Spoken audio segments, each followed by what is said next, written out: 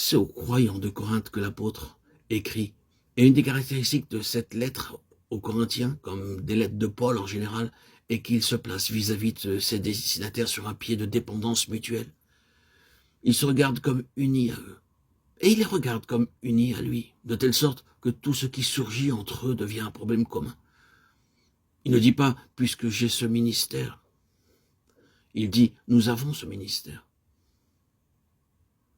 Si nous jetons un coup d'œil sur les autres parties de la lettre aux Corinthiens, soit en avant, soit en arrière, nous pouvons nous rendre compte qu'en effet, il traite avec ceux auxquels il écrit comme s'ils étaient un avec lui. C'est là un de ses grands principes, essentiels ici au but qu'il poursuit. Les Corinthiens ont tout fait pour le provoquer. Ils ont soulevé toutes sortes de questions à son sujet, et certains sont allés jusqu'à mettre en doute la régularité de son apostolat. Il se meut à leur endroit dans une atmosphère de doute, de suspicion, et même d'opposition.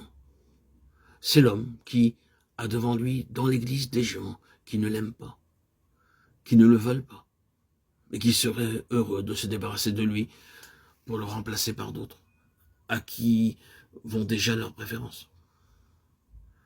Voilà le genre de difficultés qu'il a affrontées, difficultés communes à bien des ministères.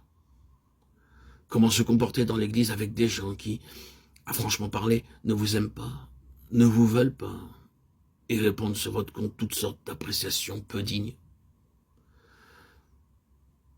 Le Saint-Esprit en pareil cas, et c'est là une des belles expressions de la sagesse divine, se solidarise avec eux, leur fait constater qu'ils sont impliqués dans sa propre situation, et lui dans la leur, et traite la chose comme un problème commun aux deux parties.